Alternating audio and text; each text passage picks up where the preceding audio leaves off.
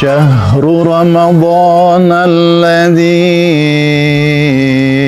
أنزل فيه القرآن هدى للناس وبينات من الهدى والفرقان.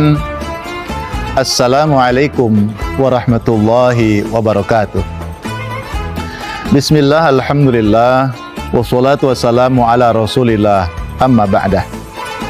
Saudaraku yang dimuliakan Allah, para netizen sekalian, alhamdulillahi rabbil alamin, kita sudah sampai di pertengahan bulan suci Ramadan. Bulan Ramadan dikenal sebagai bulan Al-Quran, bulan diturunkannya Al-Quran. Lalu kita sebagai umat Rasulullah tentu harus memiliki sikap yang jelas. Bagaimana sikap kita terhadap Al-Quran? Para netizen yang dimuliakan Allah, yang pertama tentu kita beriman kepada Allah, bahwa Allah telah menurunkan kitab suci Al-Quran.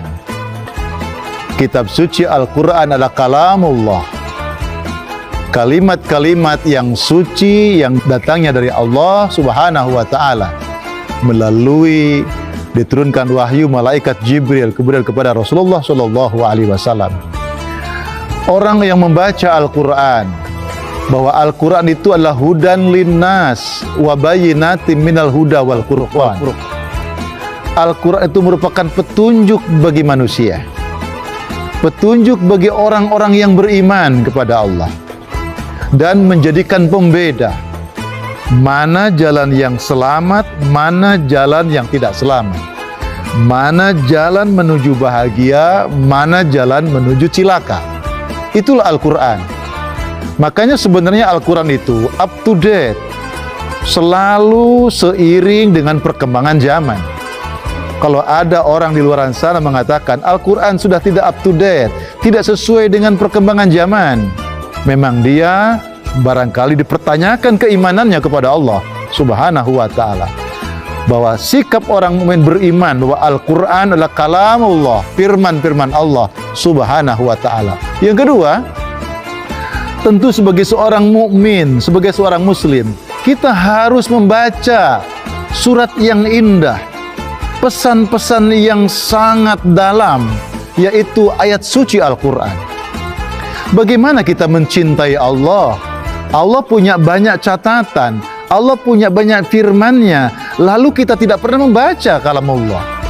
Kita tidak pernah tahu apa yang difirmankan Allah Subhanahu wa ta'ala. Sampai Rasulullah memberikan sebuah motivasi yang sangat besar. Orang membaca Al-Quran berbeda dengan orang yang membaca Al-Quran. Kalau sekarang mungkin tidak begitu populer Al-Quran, karena dunia sudah dunia media sosial. Satu huruf dalam Al-Quran kita baca, kata Rasulullah, 10 kebaikan. Satu huruf 10 kebaikan. Wa qala alif lam mim, itu 3 huruf, 30 kebaikan, dilipat gandakan lagi oleh Allah Subhanahu wa ta'ala. Membaca Al-Quran, bahkan membaca Al-Quran itu ada ilmunya. Warattilil Qur'ana tartila. Bacalah Al-Quran itu dengan tartil. Bacalah Al-Quran itu dengan kaidah-kaidah ilmu Al-Quran, ilmu tajwid. Bagaimana membaca panjang pendeknya, bagaimana melanggamkan lagunya. Saudaraku, orang melagukan Al-Quran itu ibadah. Ibadah kepada Allah. Laisa minna, kata Rasulullah, man lam yataghanna bil Quran. Bukan golongan kami, kata Rasulullah, orang yang tidak melagukan Al-Quran. Makanya ada lagu-lagu Al-Quran, lagu-lagu khusus, ada disebut dengan qiraah sab'ah, imam-imam Quran yang 7. Bagaimana cara membaca yang indah. Yang ketiga, setelah kita membaca, tentu kita tahu pesan apa, ada nasihat apa, ada ajaran apa. Wa ma atakumur rasul fakhudhuhu wa ma nahakum anhu fantahu. Orang yang baca Al-Quran pasti dia akan dapat apa yang datang dari Allah, ambil. Apa yang dilarang dari Allah, tinggalkan. Yang dilarang ditinggalkan. Berarti itu sebuah ajaran dari Allah yang patut kita punya sikap untuk mengamalkan ajaran Allah, menjadi hamba yang bertakwa kepada Allah Subhanahu wa taala. Ini Al-Qur'an. Al-Quran buku petunjuk orang-orang yang beriman kepada Allah. Petunjuk kita, Al-Quran, As-Sunnah, itu adalah merupakan sumber kehidupan bagi orang yang beriman kepada Allah. Mengamalkan Al-Quran. Sehingga orang yang mengamalkan Al-Quran itu luar biasa. Satu kali kita beramal baik, kata Allah, 10 kebaikan. Man jaa'a bil hasanati falahu asyru amsalha.